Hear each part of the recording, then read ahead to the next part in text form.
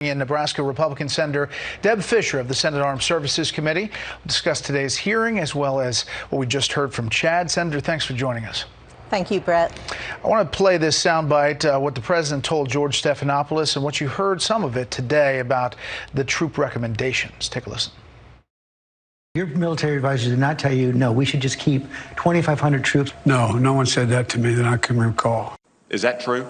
I know the president to be an honest and forthright man. Was that a false statement to the American people? I'm not going to categorize a statement of a president of the United States. You do not have a duty to cover for the president when he's not telling the truth.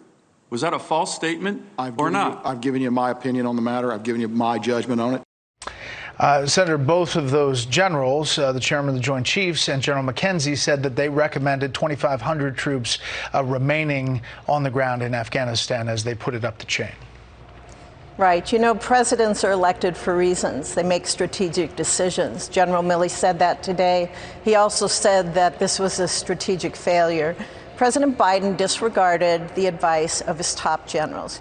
He knew what the risks were, he knew what the consequences would be, and he went ahead and made his own decision on this. You know, it's really a pattern we've seen with the president. Bob Gates made the observation in his book that Joe Biden in 40 years in the United States Senate was wrong on just about every serious foreign policy or national security decision. And he was wrong on this one. He should have listened to his generals. And he's been not honest with the American people on a number of things. One was the advice that he did receive. He wasn't honest about that. You heard that today. Another was his position that we can maintain the security of this country by not being in Afghanistan and keeping a force there with counterterrorism, and that was more my line of questioning. Yeah. What do you say when Democrats push back and say it's the president's decision? They call this a bold decision, even if it was in the face of his military advisors at choosing something different, because we had to get out of this 20-year war and we had to get our troops home one way or another. How do you respond to that? Well, I respond by saying we can disagree on if we should have ever been in Afghanistan. We can disagree on the withdrawal and setting a date on that. But the American people have seen how wrong his decision is. This isn't a bold decision. It's a wrong decision on how we withdrew our troops. I had a Nebraskan, Corporal Page, who was killed in Afghanistan. He was one of the 13. This is a wrong decision by this president, and instead of trying to gloss it over and make excuses and try to spin it at a press conference, you know, why can't we look at a way forward and make right decisions in the future? Senator Wicker asked the chairman about credibility around the world. Take a listen to this answer. Our credibility would be damaged. Our credibility has been gravely damaged, has it not, General Milley? I think that our credibility with allies and partners around the world and with adversaries is being intensely reviewed by them to see which way this is going to go. And I think that damage is one word that could be used, yes. Damage could be used. Senator, where do you think this is going in the eyes of our allies around the world? Well, I was on a CODEL over in Eastern Europe, and I talked to some NATO allies. And what we heard was, yes, our credibility has been damaged. We're looking at allies who are questioning who we are, if we are firm in our commitments, if we're going to be there for them in the future. And I can tell you one question that I'm not hearing is from the jihadists, from the terrorists. They're not questioning this. They're inspired. They are out recruiting. And I think if you talk to anyone within the Department of Defense and in the State Department, if they're honest, they'll tell you that. Recruitment's up for the terrorists, and it puts our nation at risk. There are some Democrats and others in the Finance Committee who believe that our credibility as a nation paying their bills is going to be affected. And you voted no to raise the debt ceiling this week, as did other Republicans. You voted that way before, we should point out, under the Trump administration. But are you worried that we're pushing the line here as far as the financial credibility? We aren't pushing the line because the Democrats can do this on their own. You know they can do it on their own.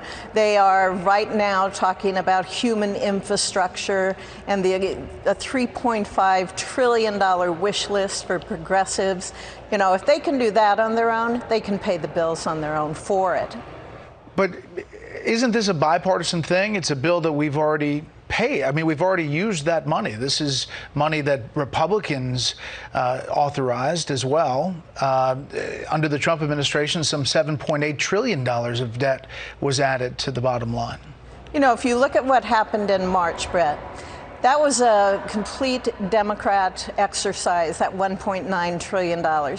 We're seeing it again right now. They are not reaching out in a bipartisan way. They are not reaching out to Republicans, even trying to work on some ideas here.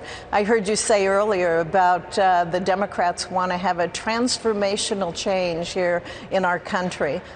They want to do that. They should do it on their own then, and they should pay the bills. They should be honest about the costs that we're going to incur, that taxpayers are going to face. And this idea that it's free, or this idea that nobody who makes under $400,000 is going to pay taxes, look at what the stock market did today. People understand what's going on here. Nothing's free.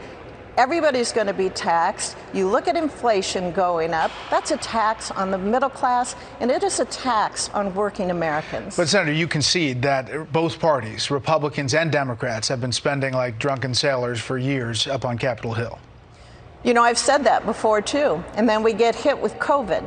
Yeah. And we work together in a bipartisan way trying to address that. And we did spend $6 trillion. But I think Republicans are saying, you know, we didn't need to do that $1.9 trillion in March, because let's go back and see where that other money has been spent on and look at what's still available and what programs work. That's the difference you're seeing between the two parties right now. Last thing quickly, Senator. Senator Bernie Sanders has said to House members on the progressive side that if they vote on this bipartisan infrastructure bill Thursday, that they are losing all leverage. And he's saying, don't vote on that first. You need to get the big $3.5 trillion plan. Where do you sense this is right now as we kind of go minute to minute up there on the Hill? Yeah, you know, it is minute to minute. We don't know where the Democrats are on this. They're going to have to figure that out themselves. But to change horses in midstream is, maybe it's not unusual in Washington, but when you're told one thing and then you see leadership with Nancy Pelosi in the House trying to maneuver that fine line between her moderates and the progressive wing of the party, you know, we're just, well, I'm just going to sit back and watch. Senator Deb Fischer, we appreciate your time. Thanks.